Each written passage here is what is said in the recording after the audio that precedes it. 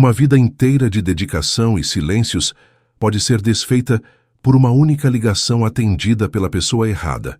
No coração do Brasil, onde o calor de Goiás parece abafar os segredos mais sombrios, Isadora acreditava viver um casamento sólido com Thales, um influente empresário do setor agropecuário. No entanto, uma discussão banal sobre um telefonema não atendido revela uma teia de mentiras e uma vida dupla que Isadora jamais ousou imaginar. Esta não é apenas uma história de traição, mas o relato de como uma mulher subestimada planejou cada passo para retomar sua dignidade e transformar sua dor em uma justiça implacável. Antes de começarmos essa história incrível, não se esqueça de curtir o vídeo, se inscrever no canal e contar pra gente nos comentários de onde você está ouvindo essa história. O sol de Goiânia não se põe simplesmente, ele sangra sobre o horizonte do cerrado, tingindo o céu de um laranja tão intenso que parece queimar as vidraças do nosso apartamento no setor marista. Eu estava parada diante da janela do 20º andar, observando o movimento frenético da Avenida Ricardo Paranhos lá embaixo. Dentro de casa, o silêncio era interrompido apenas pelo zumbido discreto do ar-condicionado central, que tentava, sem muito sucesso, dissipar a tensão que se acumulava no meu peito há meses. Eu segurava uma taça de cristal com um pouco de água gelada, sentindo o suor das minhas mãos embaçar o vidro. Naquela tarde, o calor de quase 40 graus parecia ter se infiltrado nos meus ossos, transformando minha paciência em algo seco e quebradiço, como a vegetação que margeia as estradas de terra que levam às fazendas de Thales. Thales Valadão não era apenas meu marido, ele era uma força da natureza no mundo do agronegócio goiano. Um homem que cheirava a couro caro, perfume importado e ao poder que apenas milhões de sacas de soja podem comprar. Nosso casamento de 12 anos foi construído sobre uma base de aparências impecáveis, jantares de gala e a minha absoluta obediência aos seus horários e vontades. Eu me tornei a esposa perfeita, aquela que organizava recepções impecáveis e que nunca questionava as viagens repentinas para resolver problemas nas plantações em Rio Verde, ou cristalina. Mas nos últimos tempos, o brilho nos olhos dele ao olhar para mim havia sido substituído por uma irritação latente, um desdém que ele nem se dava mais ao trabalho de esconder. Eram quase 19 horas quando ouvi o som característico da fechadura eletrônica. O bip da porta ecoou como um disparo de aviso. Thales entrou na sala como um vendaval, jogando a chave da caminhonete sobre o aparador de mármore com um estrondo, que me fez estremecer. Ele não disse boa noite. Ele não me olhou nos olhos. Ele apenas caminhou em direção ao bar, soltando o nó da gravata de seda com uma violência contida que denunciava seu humor. O cheiro de poeira da estrada e um toque sutil de algo floral, que definitivamente não era o meu perfume, emanava dele. Você tem ideia do quanto eu trabalhei hoje, Isadora? A voz dele saiu rouca, carregada de um autoritarismo que ele costumava usar com os capatazes das fazendas. Ele se serviu de uma dose generosa de uísque, o som do gelo batendo no vidro, pontuando seu nervosismo. Tentei falar com você o dia inteiro para que você organizasse os documentos daquela remessa de exportação que deixei no escritório de casa. E o que eu recebi? Silêncio. Você não se deu ao trabalho de me ligar de volta uma única vez. É incrível como você consegue ser inútil quando eu mais preciso de suporte básico. Eu me virei lentamente. Meu coração batia tão forte que eu podia senti-lo na ponta dos dedos, mas minha voz permaneceu estranhamente estável. Eu o observei. O rosto avermelhado pelo sol e pela raiva, o cabelo impecavelmente cortado, a postura de quem se sentia o dono do mundo. Por um momento, senti uma pena profunda da mulher que eu costumava ser, aquela que pediria desculpas profusas e correria para buscar os papéis. Mas essa Isadora tinha ficado para trás no momento em que a ligação de hoje à tarde foi completada. Eu não fui inútil, Thales, respondi, minha voz cortando o ar frio da sala como uma lâmina. Na verdade, eu fiz exatamente o que você sempre me cobra. Eu tentei ser a esposa presente. Eu liguei para o seu celular pessoal exatamente às 14 horas e 32 minutos. Liguei 3 vezes, para ser mais precisa. Thales soltou uma risada seca. desdenhosa, e virou o uísque de uma vez só. Ele finalmente me encarou, e seus olhos eram duas fendas de gelo. Mentira! Meu celular não tocou. Eu passei o dia em reuniões e verifiquei o aparelho constantemente. Pare de inventar desculpas para a sua negligência. É patético. Eu dei um passo à frente, entrando na área de luz do lustre de cristal. O reflexo das luzes na minha aliança de ouro parecia um deboche. Se eu não estou mentindo, Thales, eu liguei, mas a pessoa que atendeu o telefone não foi você. Foi uma mulher. E o mais interessante, fiz uma pausa dramática, sentindo o peso daquelas palavras na minha língua. É que, quando eu perguntei com quem eu estava falando, ela me respondeu com a maior naturalidade do mundo. Ela disse que era sua esposa e que você estava no banho, descansando da viagem exaustiva que fizemos ontem. O silêncio que se seguiu foi absoluto. Foi como se o oxigênio tivesse sido sugado da sala. A mão de Thales, que ainda segurava o copo vazio, começou a tremer de forma quase imperceptível. A cor sumiu do seu rosto, deixando apenas as marcas do sol de Goiás em destaque sobre uma pele agora pálida. Ele abriu a boca para falar, mas nenhum som saiu de imediato. A segurança inabalável do rei da soja desmoronou diante dos meus olhos em questão de segundos. Eu vi o momento exato em que ele tentou processar qual mentira seria mais eficaz agora. Mas o flagrante era grande demais, específico demais. Isadora, você deve ter discado errado. Ele gaguejou, a voz perdendo toda a potência anterior. Isso é um mal-entendido. Alguma brincadeira de mau gosto. Ou talvez, não foi um mal-entendido, Thales. Eu reconheci o som ao fundo. O barulho das araras que você tem. No viveiro daquela chácara escondida em Abadiânia. Aquela que você disse que tinha vendido há 2 anos para investir em novos maquinários.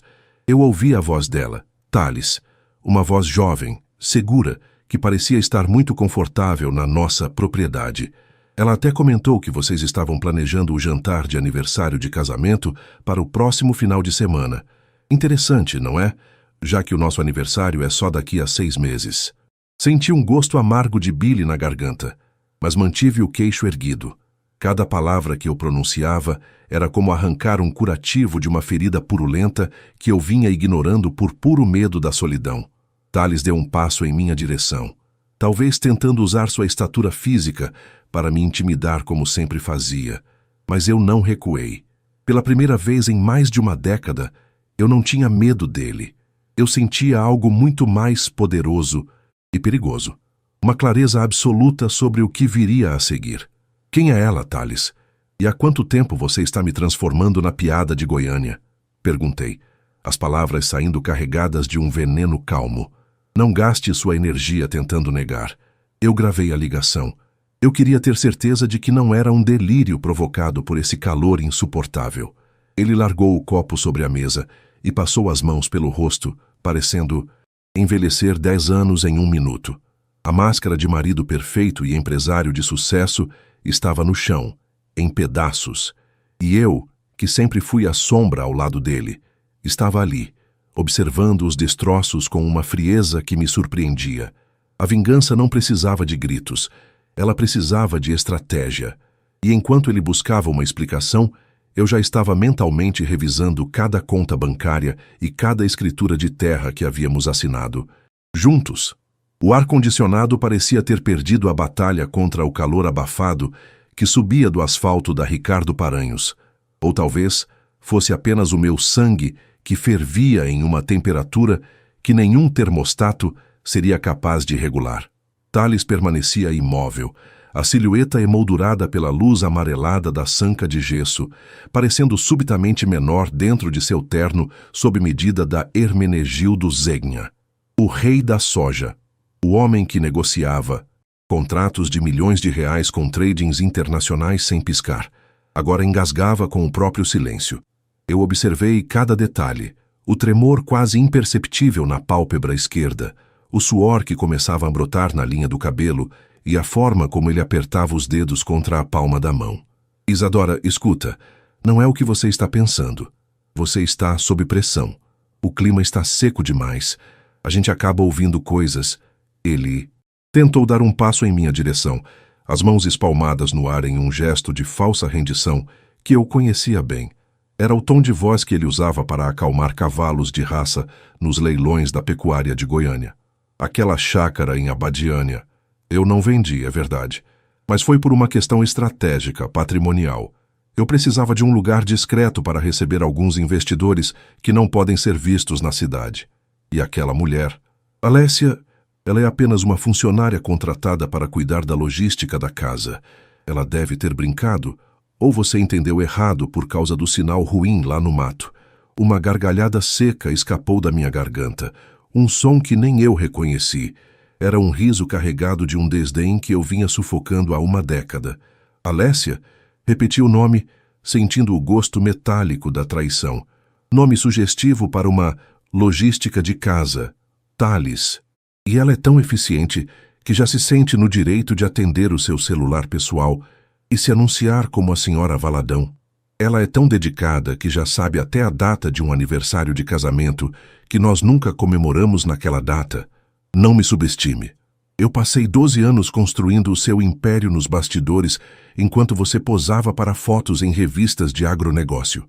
Eu projetei cada detalhe da nossa sede em Rio Verde. Eu revisei cada contrato de arrendamento de terras que você assinou quando ainda éramos apenas 2 jovens saindo de Jataí, com uma mão na frente e outra atrás. Você realmente acha que eu não sei quando um homem está tentando esconder o rastro de lama nos sapatos? Caminhei em direção à varanda gourmet, onde uma garrafa de vinho tinto repousava sobre o balcão de granito negro. O cheiro do couro dos sofás italianos, que antes me trazia uma sensação de conforto e conquista, agora me causava náuseas. Tudo naquela sala, desde o quadro de arte contemporânea que custou o preço de uma caminhonete até os cristais tchecos, parecia manchado pela presença invisível dessa outra mulher. Thales me seguiu, sua voz subindo um tom, recuperando parte daquela arrogância que era sua armadura natural. Você está sendo irracional, Isadora. O que você quer? Que eu peça desculpas por algo que você interpretou da sua cabeça? Você tem uma vida de rainha. Tem as melhores joias da Flamboyant.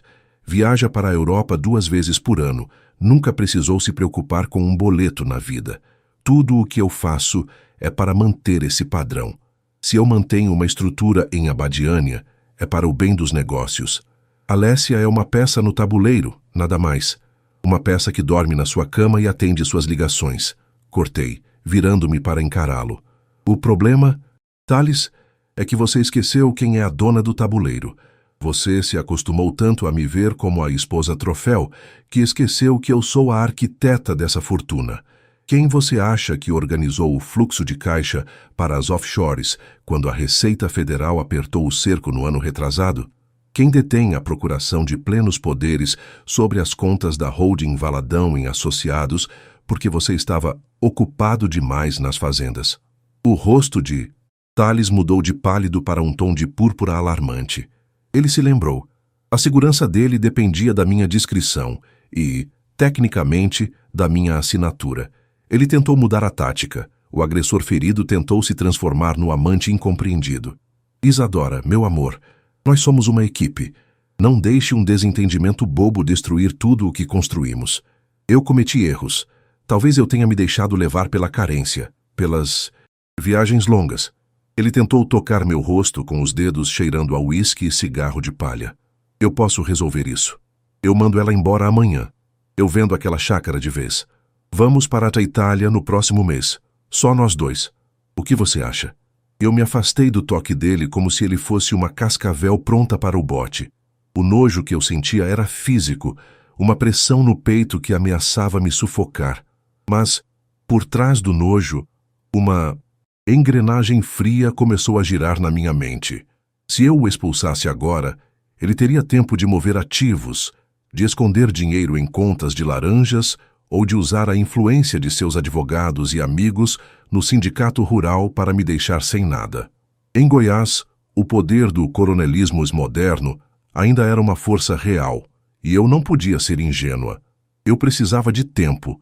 Eu precisava que ele acreditasse que eu estava processando essa situação, enquanto eu cavava a cova financeira dele. Eu preciso de um tempo para pensar, Thales, eu disse, fingindo uma fragilidade que eu não sentia. Forcei meus olhos a lacrimejarem, usando a secura do ar de Goiânia a meu favor. Essa ligação, ela quebrou algo em mim. Eu não sei se consigo olhar para você e não imaginar essa tal de Alessia no nosso refúgio em Abadiânia. Ele suspirou, um som de alívio puro. Ele achou que tinha vencido. Ele achou que o suborno da viagem para a Itália e as joias seriam suficientes para me calar, como sempre foram para as outras mulheres do círculo social dele. Claro, meu bem, o tempo que você precisar. Eu vou dormir no quarto de hóspedes. Vou te dar espaço. Ele se aproximou e beijou minha testa. Você vai ver. Isso é só uma fase. O que é nosso ninguém tira. O que é nosso não. Pensei enquanto o observava caminhar pelo corredor com aquela postura vitoriosa. O que é meu, Thales? Você só está segurando o título por enquanto. Assim que ouvi a porta do quarto de hóspedes se fechar, caminhei até o meu escritório privativo. Tranquei a porta e liguei o computador. O brilho da tela refletia em meus olhos determinados. Eu não ia apenas me divorciar. Eu ia fazer com que o grande Thales Valadão descobrisse que o solo que ele tanto se orgulhava de dominar estava prestes a ceder sob seus pés. Abri a pasta criptografada, onde eu guardava as cópias de todos os contratos que ele me pedia para vir apenas assinar. Eu tinha os nomes dos laranjas, as rotas do dinheiro e, agora, eu tinha o endereço exato da traição. A vingança, assim como uma boa safra, não pode ser apressada. Ela precisa de solo preparado, fertilizante certo e o momento exato da colheita. E eu estava disposta a ser a fazendeira mais paciente que este estado já viu. Peguei meu celular e enviei uma mensagem para uma antiga colega de faculdade, a única pessoa que Thales não conseguia controlar. Verônica, uma das advogadas tributaristas mais ferozes de Brasília. O boi caiu no laço. Verônica, precisamos começar a marcação e... Escrevi. Senti um calafrio percorrer minha espinha, mas não era de medo. Era a adrenalina de quem finalmente tinha tomado as rédeas da própria vida. O calor de Goiânia lá fora continuava insuportável, mas aqui dentro o clima estava prestes a esfriar drasticamente para o senhor Valadão. A manhã seguinte em Goiânia nasceu com um sol impiedoso, daqueles que fazem o asfalto do setor marista brilhar, como se estivesse coberto por uma camada de vidro líquido. Acordei antes do despertador, com o corpo pesado, mas a mente operando em uma frequência gélida e analítica. No quarto de hóspedes, Thales ainda dormia o sono dos justos ou dos cínicos. Ele realmente acreditava que a promessa de uma viagem à Toscana e um par de brincos de esmeraldas na vitrine da Tiffany resolveriam a crise. Ele não entendia que, para mim, o nosso casamento não era mais um porto seguro, mas uma cena de crime que eu precisava periciar minuciosamente. Saí de casa sem acordá-lo, deixando um bilhete curto dizendo que precisava de um tempo sozinha para processar tudo e que passaria o dia na casa de uma amiga em um condomínio fechado. Era a mentira perfeita. Thales detestava a ideia de eu desabafar com minhas amigas, temendo que a imagem de casal perfeito fosse arranhada. Então, ele me daria espaço, esperando que eu voltasse mansa ao anoitecer, mas meu destino era outro. Entrei na minha SUV branca, ajustei o ar-condicionado no máximo e peguei a BR-060 em direção a Abadiânia. O trajeto de quase 90 quilômetros foi acompanhado pelo som rítmico dos pneus no asfalto e pelo cheiro de terra seca que invadia o carro sempre que eu abria a janela para pagar o pedágio. A paisagem do cerrado passava por mim como um borrão de árvores retorcidas e campos de pastagem amarelados pelo inverno goiano. Eu sentia o meu coração martelar contra as costelas a cada placa que indicava a proximidade da cidade. Abadiânia é conhecida pelo seu turismo espiritual, mas o que eu buscava ali era algo muito mais terreno e brutal, a prova material da minha substituição. Segui as coordenadas que eu havia extraído de um antigo GPS de Thales, que ele pensava ter sido descartado anos atrás. Saí da rodovia principal e entrei em uma estrada de terra batida. A poeira vermelha, tão característica da nossa região, subia em nuvens densas, cobrindo a lataria reluzente do carro. Era simbólico. Eu estava me sujando com a realidade que ele tentou esconder sob camadas de luxo urbano. Após alguns quilômetros, avistei o portal de madeira de lei com o nome entalhado: Recanto das Araras. O nome que eu ouvira ao fundo daquela ligação maldita. Estacionei o carro a uma distância segura, escondida por uma fileira de pés de manga carregados. Meu estômago deu um nó. A propriedade era impecável. Não era apenas uma chácara de fim de semana. Era um lar. Havia flores plantadas nos canteiros, cortinas de renda nas janelas e um balanço de vime na varanda que exalava uma domesticidade que Thales e eu havíamos perdido há muito tempo entre voos de primeira classe e reuniões de diretoria. E então eu a vi. Uma mulher jovem, talvez 10 anos mais nova que eu, saiu na varanda carregando um regador. Ela usava um vestido de algodão leve e tinha os cabelos presos em um coque despojado. Ela não parecia a mulher fatal ou a amante interesseira que a gente imagina nesses roteiros de novela. Ela parecia feliz. Ela parecia uma esposa cuidando de sua casa. O impacto daquela visão foi mais doloroso do que qualquer grito de Thales. Ele não estava apenas me traindo com um corpo. Ele havia construído uma existência paralela completa. Uma vida onde eu não era necessária, nem sequer lembrada. Fiquei ali, observando-a por quase uma hora. Vi quando ela atendeu o telefone. Provavelmente ele, dando bom dia à sua outra metade, e vi o sorriso que iluminou o rosto dela. Senti uma náusea profunda, seguida por uma clareza absoluta. Thales estava usando o dinheiro da nossa holding, o lucro das terras que meu pai ajudou a financiar no início da nossa união, para manter aquele paraíso particular. Ele estava drenando nossa vida para alimentar uma fantasia. Liguei o motor silenciosamente e fiz o caminho de volta. A Isadora que pegou aquela estrada de terra não era a mesma que voltava para Goiânia.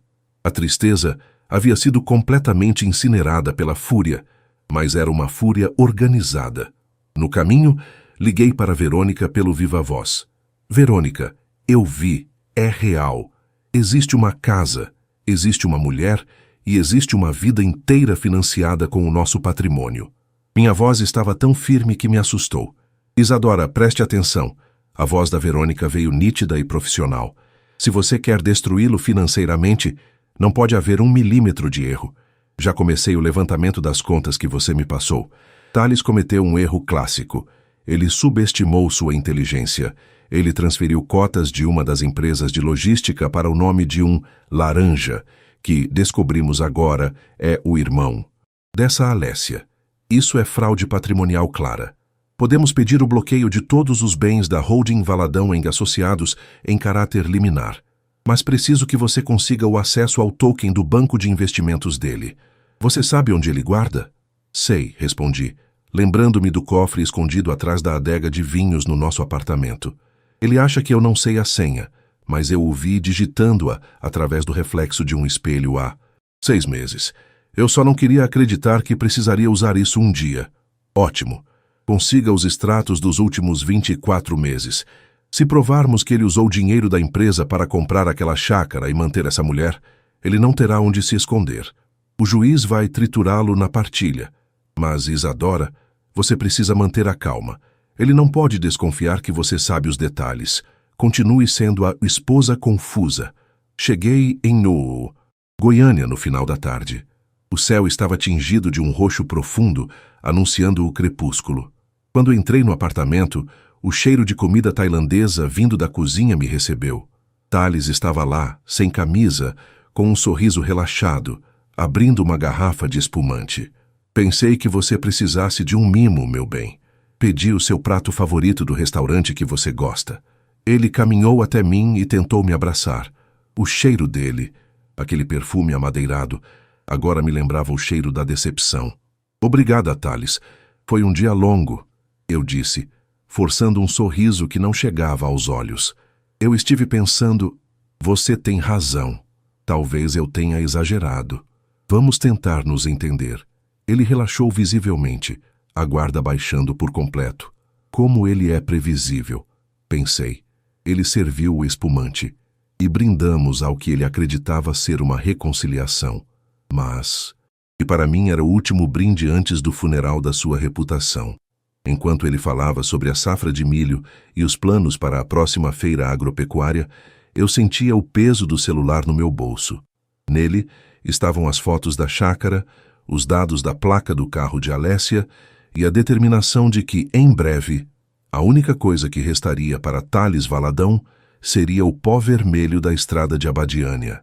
Amanhã, enquanto ele estivesse no escritório, eu abriria aquele cofre e a colheita da minha vingança finalmente começaria. A manhã seguinte, em Goiânia, parecia carregar um peso diferente. O céu não era apenas azul, era de um anil tão profundo que feria os olhos. E o calor que subia do asfalto do setor marista já distorcia a visão antes mesmo das 9 da manhã. Thales saiu cedo, como sempre fazia, exalando aquela confiança irritante de quem acredita que o mundo é um tabuleiro onde ele move todas as peças. Ele me deu um beijo rápido no canto da boca, um gesto mecânico que ele considerava um sinal de paz selada, e saiu com sua caminhonete blindada para o escritório na Avenida T9. Eu esperei o som do motor sumir na rampa da garagem antes de me permitir respirar. O momento da colheita havia chegado. Caminhei até a adega, o coração batendo em um ritmo seco, como o som das cigarras que anunciavam o auge da seca. O cofre estava escondido atrás de uma prateleira de vinhos raros, um local que Thales considerava sagrado e impenetrável. Meus dedos tremiam levemente enquanto eu digitava a sequência que eu havia memorizado meses antes, a data do nascimento do primeiro cavalo de raça dele e não a data do nosso casamento ou do meu aniversário. Isso dizia tudo sobre as prioridades dele. O bip eletrônico soou como um veredito. A porta pesada se abriu, revelando o que o rei da soja tanto protegia. Lá dentro, não havia apenas dinheiro vivo em notas de R$ 100 e maços de dólares. Havia algo muito mais valioso, a verdade documental. Encontrei as escrituras da chácara em Abadiânia, registradas em nome de uma empresa de fachada sediada em um paraíso fiscal, e os contratos de gaveta que vinculavam Thales diretamente ao irmão de Alessia. Ele estava usando a exportação de soja para lavar o dinheiro que sustentava aquela vida paralela. Cada papel que eu fotografava com o celular e cada pasta que eu colocava na minha bolsa eram pregos no caixão da reputação dele. O cheiro de papel guardado e mofo misturava-se ao aroma do vinho caro, criando uma atmosfera asfixiante que me lembrava de como eu me sentia enclausurada todos esses anos. Ao meio-dia, eu estava em um café discreto no setor oeste, esperando por Verônica. Ela chegou com sua pasta de couro e um olhar que misturava satisfação profissional e empatia. "Você conseguiu tudo, Isadora?" perguntou ela, pedindo um café expresso duplo. "Mais do que eu imaginava, Verônica. Ele foi descuidado porque nunca me viu como uma ameaça. Para o Thales, eu era apenas parte da decoração do apartamento, algo que ele mantinha limpo e bem vestido para impressionar os outros." Respondi, entregando as cópias. "Digitais. Eu quero que ele perca o que ele mais ama, a imagem de homem de negócios intocável. Eu quero o bloqueio das contas agora." Verônica sorriu, um sorriso gélido que me deu a certeza de que eu estava em boas mãos. O juiz de plantão é rigoroso com fraude patrimonial e ocultação de bens. Com o que temos aqui, conseguimos uma liminar em poucas horas. Quando o Thales tentar usar o cartão corporativo no jantar hoje, ele vai descobrir que o Império Valadão entrou em colapso. O restante do dia foi um borrão de adrenalina e silêncio. Voltei para casa e organizei minhas coisas de forma estratégica. Não levei as joias que ele me deu por culpa, nem as bolsas de grife que ele usava para comprar meu silêncio. Levei apenas o que era meu de fato: meus documentos, minhas roupas de trabalho de antes do casamento e a dignidade que eu havia deixado esquecida em algum lugar daquela sala de estar imensa. Thales chegou por volta das 19 horas. Ele parecia eufórico. "Isadora, prepare-se. Reservei uma mesa no melhor restaurante de carne da cidade. Vamos celebrar a nova fase. Eu até comprei algo para você", disse ele, jogando uma caixinha de veludo sobre o sofá. Eu não abri a caixa. Apenas continuei sentada na poltrona, observando-o tirar o relógio caro e colocá-lo sobre o aparador. O som da televisão ao fundo noticiava o fechamento do mercado financeiro, mas o verdadeiro fechamento estava prestes a acontecer ali. "Thales, você já checou o seu celular hoje?" perguntei, mantendo a voz tão calma quanto a superfície de um lago antes de uma tempestade. Ele franziu a testa, estranhando meu tom. Não, por quê? Estive em reuniões o dia todo. O que foi agora? Outra crise de ciúmes por causa daquela ligação? Não é ciúme, Thales. É justiça. Eu liguei para a Verônica. Ela é minha advogada agora. E enquanto você planejava o nosso jantar, ela estava no fórum garantindo que você não conseguisse movimentar um único centavo das contas da Valadão em Associados. A liminar saiu às 16 horas. O oficial de justiça deve estar chegando na sede da sua empresa agora mesmo para notificar seus sócios sobre a investigação de fraude e lavagem de dinheiro. Thales soltou uma risada, nervosa, achando que era uma piada de mau gosto. Mas quando ele pegou o celular e viu as dezenas de chamadas perdidas do seu diretor financeiro e as mensagens de alerta do banco, o sangue sumiu de seu rosto. Ele tentou ligar para o banco, mas a voz do outro lado apenas confirmou o que ele mais temia. Ele estava financeiramente paralisado. O que você fez, Isadora? Você enlouqueceu? Você vai destruir tudo o que construímos. Aquela mulher em Abadiânia não significa nada, eu já disse. Ele gritava agora, a veia do pescoço saltada, a máscara de civilidade caindo para revelar o homem bruto que ele escondia. O que nós construímos, Thales? Você quis dizer o que eu planejei e você executou usando o meu nome e o dinheiro da minha família como garantia inicial. Você achou que podia me substituir por uma versão mais jovem e mais silenciosa em uma chácara escondida e que eu continuaria assinando seus balanços fraudulentos. Levantei-me, caminhando em direção à porta. A Alessia pode ficar com a chácara, se ela conseguir pagar os impostos atrasados que eu também denunciei à Receita Federal. E você? Você pode ficar com as lembranças do tempo em que as pessoas te chamavam de rei, porque a partir de amanhã você será apenas o homem que perdeu tudo por não saber a diferença entre uma esposa e um troféu. Ele tentou me segurar pelo braço, mas eu desviei com uma agilidade que o deixou sem ação. Naquele momento, o interfone tocou. Era a portaria, avisando que havia um oficial de justiça e 2 policiais no saguão, buscando por ele para prestar esclarecimentos sobre as irregularidades fiscais que Verônica havia apresentado. Saí do apartamento sem olhar para trás. O elevador descia, enquanto os gritos de Thales ecoavam pelo corredor. Um som patético de um homem que descobriu, da pior forma, que o poder é uma ilusão que depende da cumplicidade de quem está ao seu lado. Quando cheguei à rua, o vento quente de Goiânia soprou no meu rosto, mas, pela primeira vez em anos, eu não senti que estava sufocando. Entrei no meu carro e dirigi em direção ao aeroporto. Eu não ia para a Itália com ele. Eu ia para o meu próprio destino, um lugar onde eu não precisaria pedir permissão para existir. A vingança não tinha o gosto amargo do ódio, como eu pensava. Ela tinha o frescor de uma chuva de setembro que lava a poeira vermelha das folhas e prepara o solo para uma nova plantação. Eu era Isadora, e minha história estava apenas começando, longe das sombras do cerrado e das mentiras do agronegócio. Olhei pelo retrovisor e vi as luzes da cidade diminuindo. Thales Valadão era agora apenas um detalhe irrelevante em uma paisagem que eu já havia deixado para trás. A colheita foi farta e o celeiro da minha nova vida estava, finalmente, pronto para ser preenchido com a minha própria liberdade.